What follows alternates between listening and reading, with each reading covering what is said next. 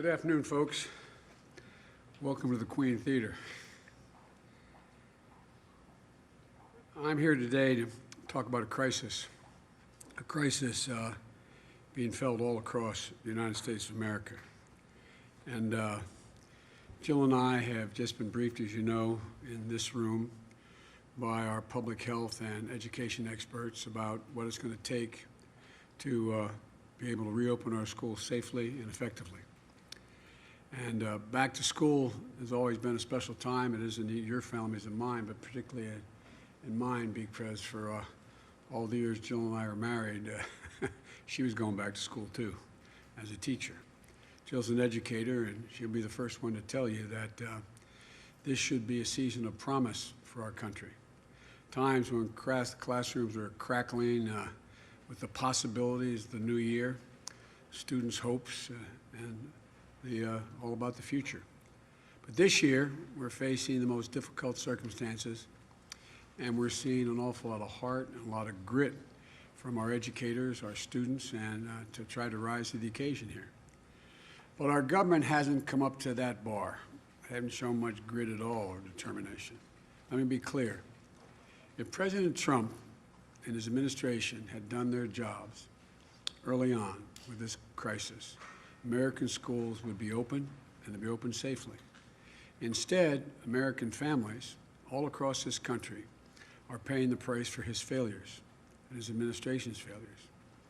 Like many of you, because you're all reporters, you also have a lot of friends and you have children, and you're probably hearing the same thing I'm hearing throughout this pandemic. They're struggling to figure out how to do the right thing, but they're worried. They're worried like the devil. What does it mean for my kids? Is this setting my child's education back beyond just a semester? What impact will it have? How's my child going to catch up? What if I'm not doing enough to help my child succeed? All those questions, the self-doubt that's been engaged. President Trump may not think this is a national emergency, but I think going back to school for millions of children and the impacts on their families and the community is a national emergency. I believe that's what it is. Protecting our students, our educators, our communities, getting our schools open safely and effectively. This is a national emergency. But President Trump still doesn't have any real plan for how to open our schools safely. No real plan for how to help parents feel secure for their children. He's offering nothing but failure and delusions. From the start to finish, the American families and our children are paying the price for his failures. Failure to take this virus seriously early on in January and February, and it's spread around the globe. Failure to take steps we needed back in March and April to get this pandemic under control, to institute widespread testing and tracing, to control the spread. Failure to provide clear national science-based guidelines to state and local authorities. And failure to model even basic responsibility like socially distancing and wearing a mask. And failure to make sure educators and administrators have the equipment, the resources, and the training they need to open safely under the circumstances we find now. Donald Trump and Secretary DeVos haven't stepped up, and we're all seeing the results. Millions of students are now starting the new school year in the same way they finished the last one, at home. At home. Parents are doing their best, but more and more we're finding themselves at wit's end, struggling to balance work and childcare and educational duties, or worrying about their lost paycheck and how they'll make ends meet while trying to keep their kids on track with remote learning. Educators are taking on countless hours of additional training to learn how to use remote learning tools so they can still be there for their students, but they're worried about all the kids who used to count on our schools, all those children who need it so badly, and particularly those children who need more than the education. They provide their meals and safe places to spend the day.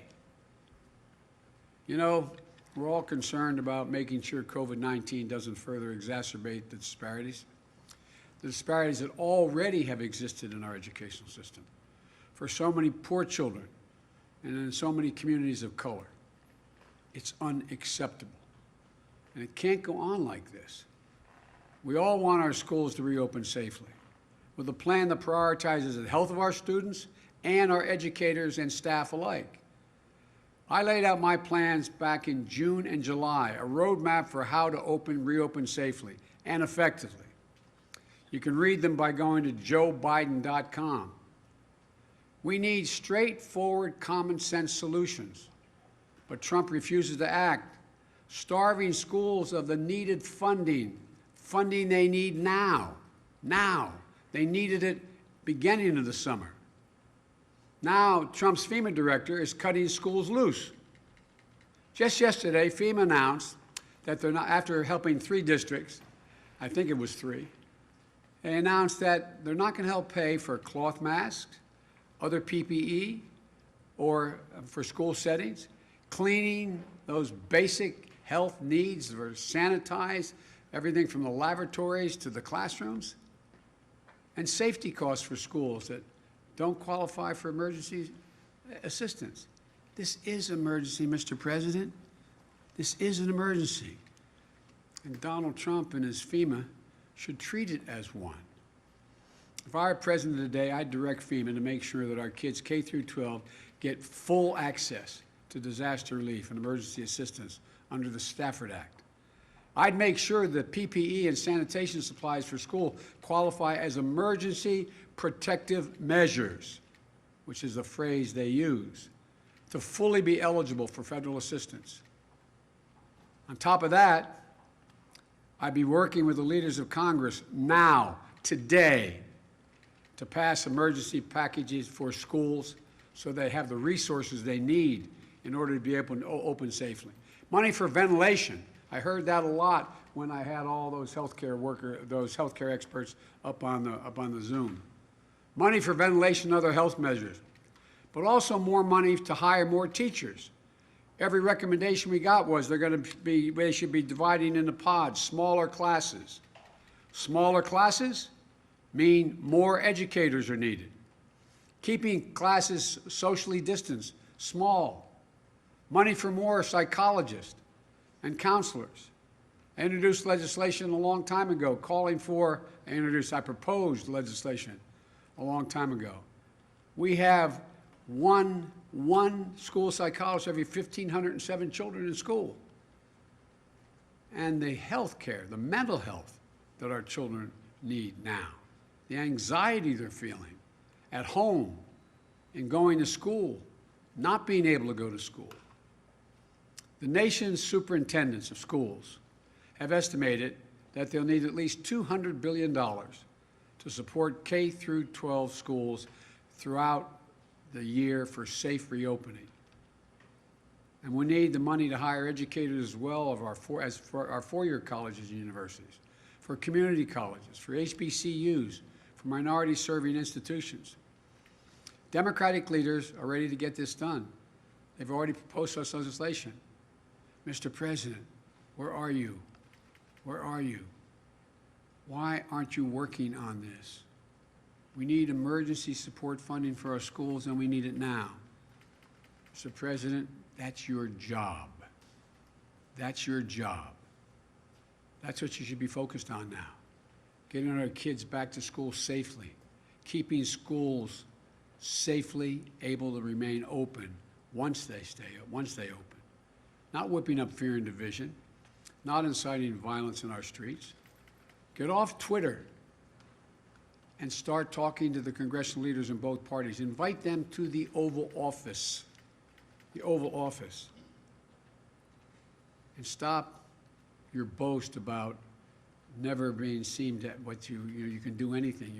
You always talk about your ability to negotiate. Negotiate a deal. A deal for somebody other than yourself. Now I'm happy to take questions you may have. I guess staff's going to call on whoever. Fire away.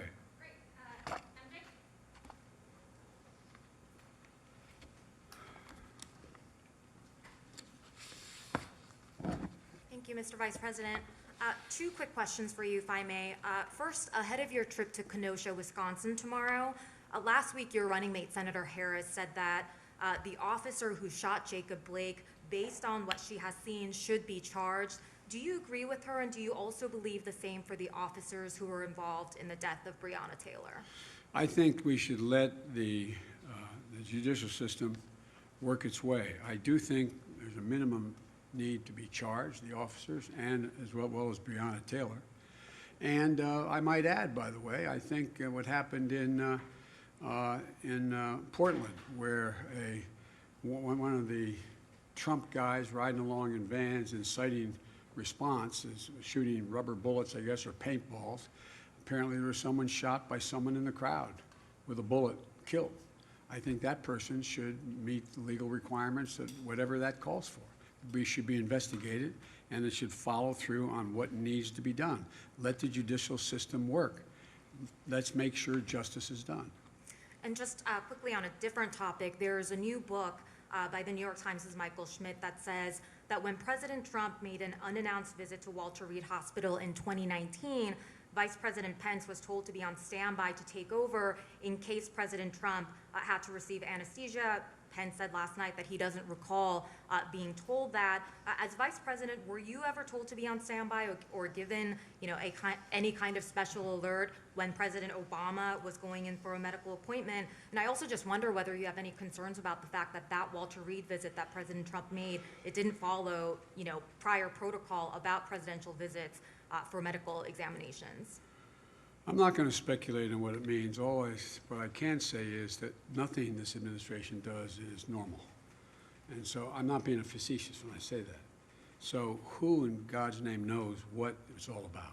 I just don't know. I don't know, and I'm not going to speculate. I'll let the experts do that. And the only time that I have been on notice is when the president's out of the country and I'm in the country. Not that I should wait for something to immediately be aware of anything, but that's something that might be called for. It wasn't called for. Thank you.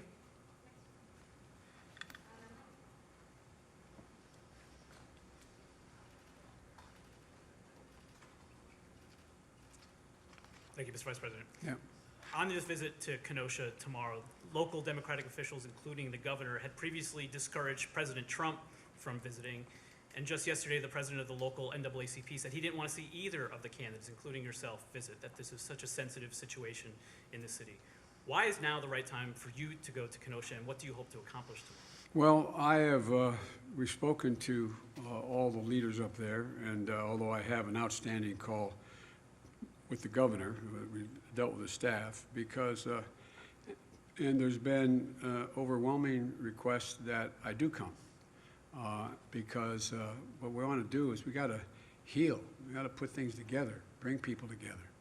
And so my purpose in going will be to do just that, to be a positive influence on what's going on, talk about what need be done, and try to see if there's a beginning of a mechanism to bring the folks together.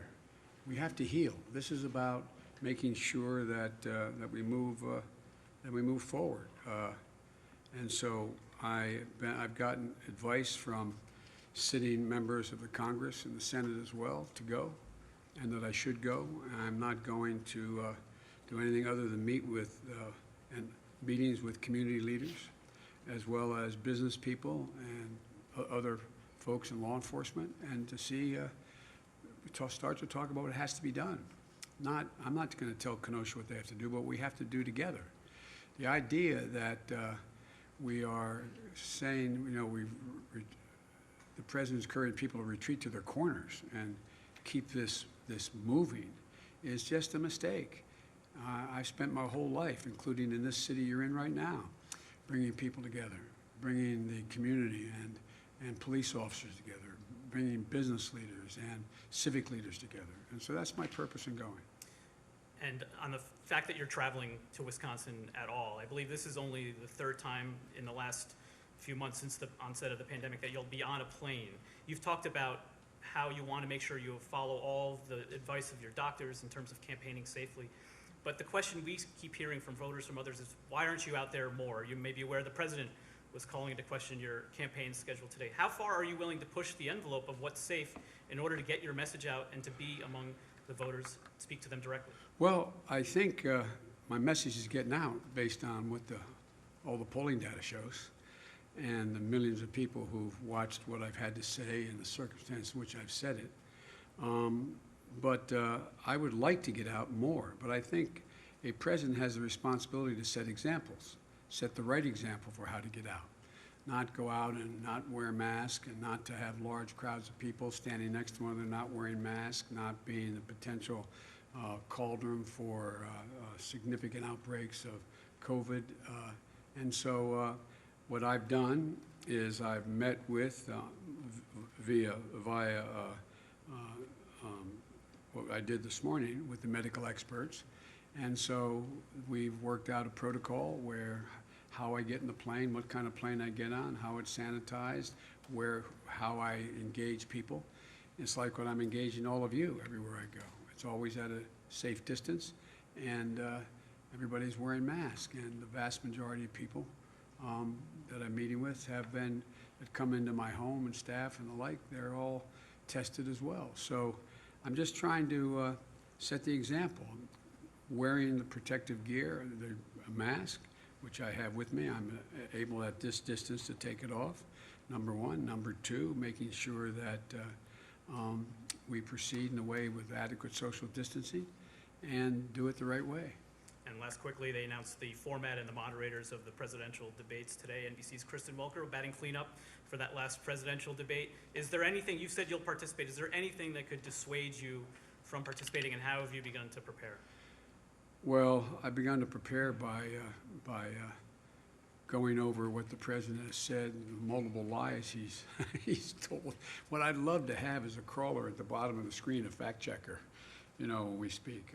If we really wanted to do something, I think that would make a great, great debate if everything both of us said was instantly fact checked by an agreed-to group of people out there that we move forward. But that probably wouldn't get very far in the debate. No, I'm looking forward to debating the president, and I'm going to lay out as clearly as I can what I think we have to do to bring this country back and build it back better. And I'm looking forward to the debate. Thanks. Great. Woman from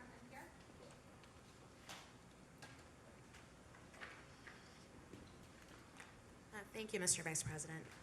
One of the things that I've heard a lot from voters across the country is that a lot of them are worried and concerned about some of the ongoing violence we've seen in cities in this country, including the situation in Kenosha, Wisconsin, where you're headed. I'm curious, obviously, you are not president now and Donald Trump is, but I'm curious, if you were president, what would you do to ensure that people are kept safe in situations like these? First of all, I wouldn't incite violence. I'd condemn it when it occurred. I would move to, look, the vast majority of police officers are good, decent, honorable women and men.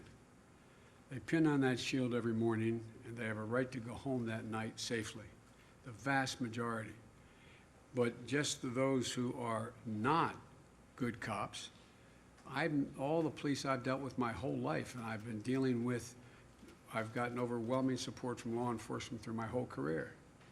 They're the ones that want to get rid of the bad cops even more than anybody else does, because it reflects on them, number one. Number two, I would make sure everybody understood, if I were president, that any violence, protesting is a right and free speech is a right. But to engage in violence, burning, looting, the rest, in the name of protesting is wrong. And the persons should be held accountable for their actions. And so what I'd be doing is I'd be bringing people together in the White House right now. I'd be having that police commission set up. I'd have law enforcement at the table. I'd have the community at the table. I'd have people and saying, how do we get through this? What do we do to deal with this? Because I believe the vast majority of the community at writ large, as well as law enforcement, want to straighten things out, not inflame things. But this president keeps throwing gasoline in the fire every place he goes. I noticed, and I didn't watch much of it, but I watched the reports from all of you, not all, from the press. And, you know, when he was asked about what should be done with regard to a young man shot in the back 7 times in front of his children, I didn't hear much of anything come from him. What should we be doing about it? And he went down the line.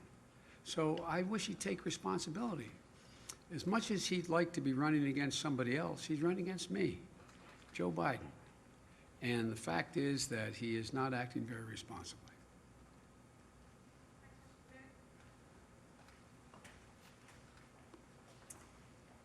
Thank you, Mr. Vice President. You've I'm outlined sorry. Where am I? Over here? Okay. You've outlined your plan to reopen schools safely, but what about what happens in the interim? Right now, millions of parents across the country are facing this very impossible task of trying to work full-time right. and help their children full-time to learn virtually. What is your message to these parents, and what can you do to help them while you work to reopen schools? Help is on the way. I've laid out a clear plan for childcare, a clear plan for starting early education as well, so 3 and 4 and 5-year-olds are in school and like, but I'm not president right now. What we should be doing is we should be providing for more help for people who in fact are trying to juggle the choice between, do I stay home with my 3, 4, or 5-year-old and take care of them in the middle of this COVID problem, or do I go to work and earn a salary? What do I do? And so that's why I have a major initiative to deal with child care and elder care, so people can be adequately paid to come and take care of folks, children, as well as the elderly that you may be taking care of, a parent, a husband or wife may be taken care of, as well as making sure that those folks are able to get back to work. And that's why focusing on daycare centers and making sure they're safe and healthy now is equally as important as almost as equally important as dealing with schools. And we should be providing all of the PPE and all of the safety that is necessary in sanitary capacity to allow them to open. Hundreds of them have been opening because some states have gone in and done that. There should be universal guidance coming from the President of the United States of America. There should be basic standards to how, in fact, in what circumstances you can safely open a daycare center. You can safely open a child care center. In addition to that, in the future, this has brought home a number of glaring problems we have in America. This whole pandemic and what's happened in terms of jobs. The idea that we're in a situation where you have so many parents who have to make the difficult choice as a single parent or both working parents to decide whether one gives up their salary and stays home with a child under the age of 5 or 6, and or somehow leaves them with somebody that is not particularly qualified and goes to work so they can earn a living, is a choice that we shouldn't be making. We're the only industrialized country in the world that forces people to make that kind of choice. So there should be, no one should have to pay more than 7% of their income to provide for child care and be able to go to work. This is something that is a major element of my Build Back Better program. But in the meantime, the most important thing that can be done is have CDC issue really straightforward guidelines on what circumstances you should be able to open up your daycare center or your child care center now. And there should be clear standards. And states should have the wherewithal to be able to go out and inspect those facilities now. But you know, one thing I haven't mentioned, and I think it warrants mentioning, you know, one of the things we did, remember, when we inherited the Great Recession and we were going into the tank, heading off the cliff for heading to a depression, I was able to convince 3 Republicans to change their vote, and we ended up with the so-called Recovery Act, which spent over $800 billion in 18 months, kept us from going into depression. But what did we do? We spent billions of dollars making sure that states were able to maintain their essential workers. Everyone from their fire departments, their school teachers, their doctors, their nurses, their public hospitals. Now what's happening? This Republican administration will not support that, and the Republican leadership in the United States Senate will not support it. So what's happening? We don't have that help. It's not out there. And states are in real trouble. And to quote my good friend Mitch McConnell, he says, let the states go bankrupt. States have to balance their budgets under the law. Communities, counties, cities, they have to balance their budget. There's a reason why the federal government is able to run a deficit, to compensate in times of real economic crisis. And what's happening? Nothing. Nothing. And guess what? We came out of that recession with the longest spurt of economic growth of any administration in American history. But these guys don't, and I could go on. Businesses. Look at the money that was passed under the CARES Act for businesses, small businesses, be able to stay open. You got tens of thousands of them going out of business, many of them permanently. Why? Because the money didn't get to small businesses. They're not open. We should be dealing with those businesses that have been burned out and damaged. We should be providing federal help for those businesses to get back on their feet. But this administration seems to think it's all of a sudden going to go away, like angel dust is going to be sprayed around. Everything's going to be okay. I just don't get it. They have to know better. They have to know better. And we had an example just the last administration, how much good you can do and how much growth you can generate. I just don't get these guys. I really don't. Not a joke. I've been doing this a long time. But I've never seen a president lack as much leadership, inability to make a deal. And you got about, I'm told, the reason why they can't get anything done in the Republican Congress is 20 members of the United States Senate say under no circumstances will they raise the deficit at all. Well, that's wonderful. And we're in a position we're in now. Look at other countries. They're doing one hell of a lot better. And yet we still have over, what's up to 186,000 people dead? Over 6 million, was it 6,300,000, whatever the number is, that have contracted the disease? And no end in sight? It's just irresponsible. Talk about a know-nothing Congress. On the Republican side, a know-nothing president. I mean, I don't get it. I really don't get it. But it's going to change come January, God willing. Sir, what do you say to the teachers who are afraid to return to the classroom, even if the safety protocols that you've proposed are in place? Well, I say that I understand their concern because so many of the teachers also have other pre-existing conditions that lend itself to the fact that if they were to contract the COVID disease, COVID-19, that they would be very susceptible to be in real trouble. So it's understandable why they're doing it. But the first thing to do is make sure that all the protective capacity that we have available to us is made available, and then make choices about whether or not, let the districts make choices about whether or not they open fully, whether they rotate, and whether or not those teachers are able to teach from home and remote learning. But it's really understandable why they would. Look what's happened in this COVID crisis so far. 100,000 people have died who are above the age of 65. 100,000 out of the 200 and some that have died. Or not 200 and some yet, it's 189 or whatever it is now. Estimated, I heard today, the estimates range from two significant universities. One is going to be as many as 239, I think, and another one said by December 312. Yeah, I don't know that, but that's, it's going to go higher.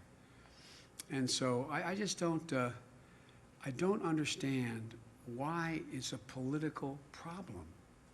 What is the politics about not being willing to go in and help provide the protective capacity for people to be able to go back to work and go to school?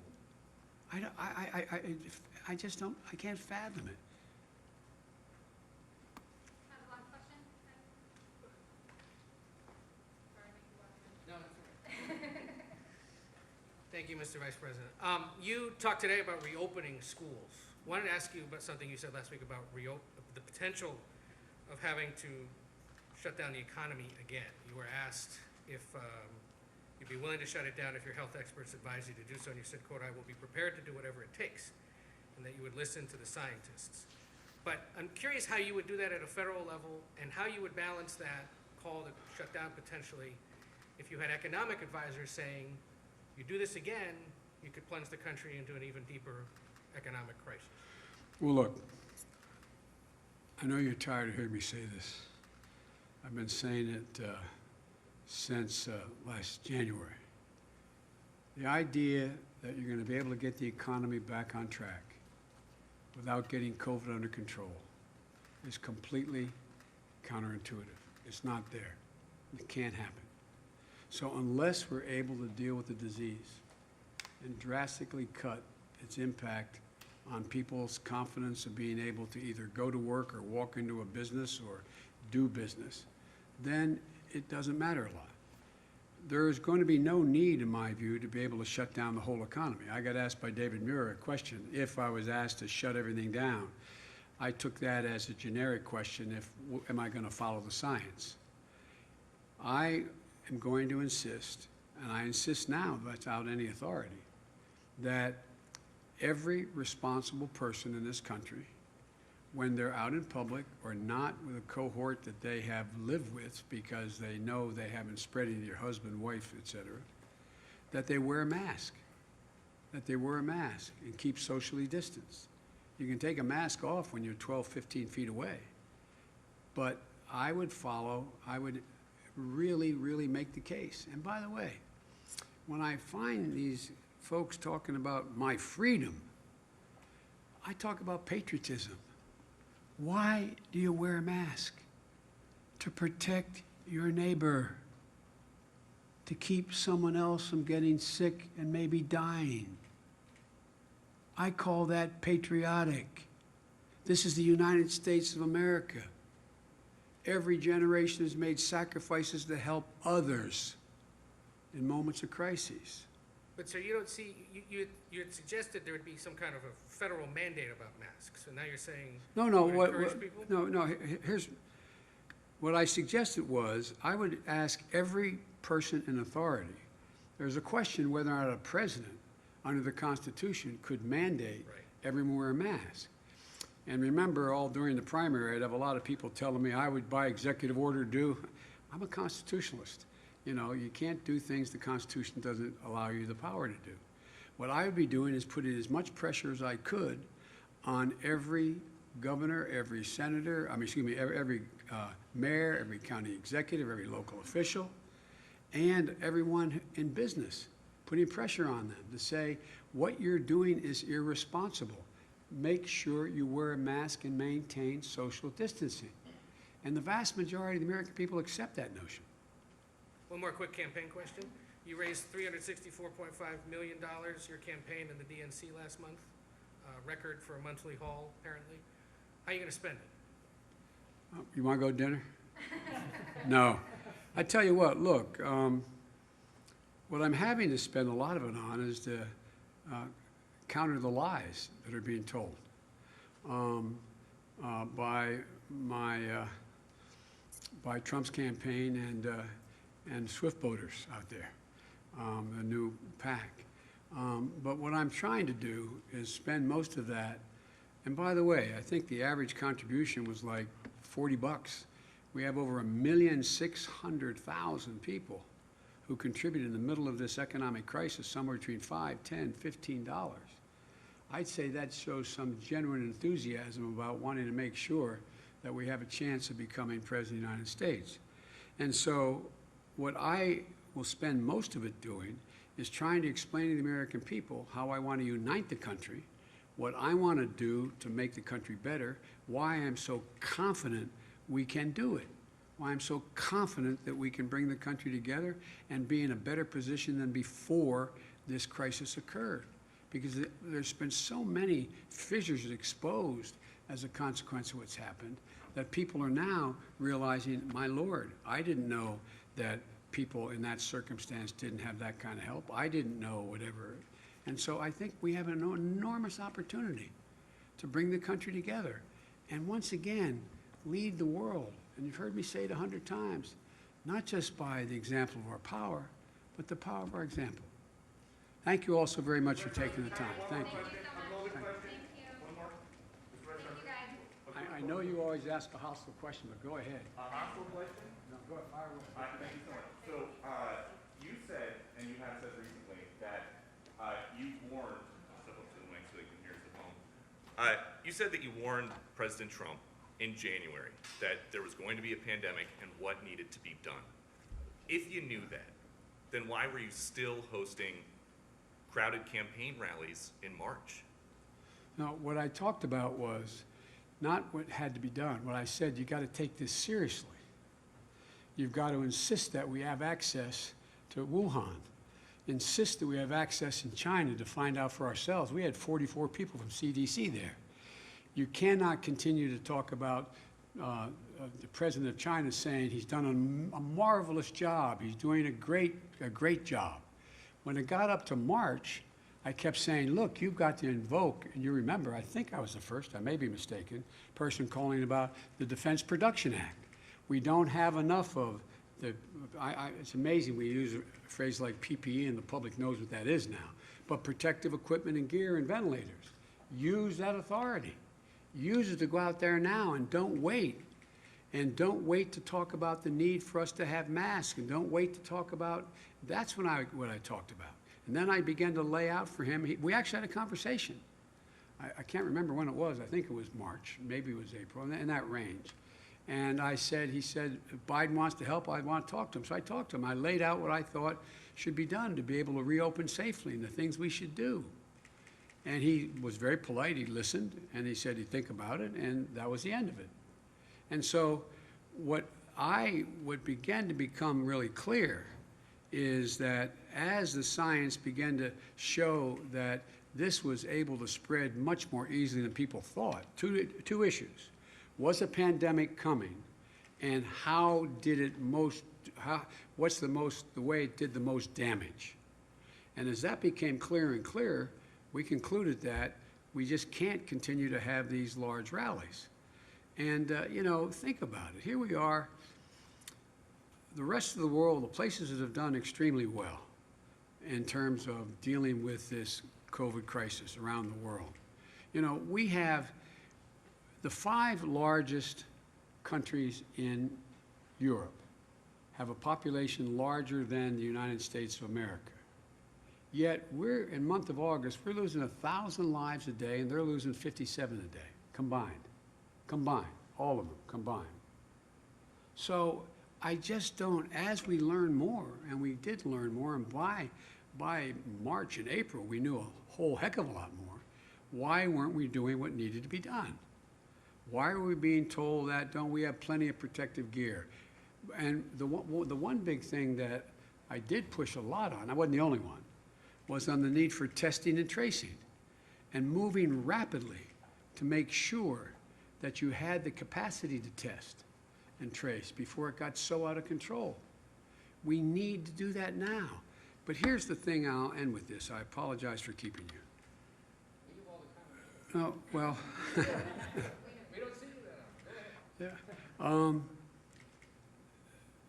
The thing that I just don't quite understand is when it's clear that some of the things that the president says are simply not true relating to this crisis.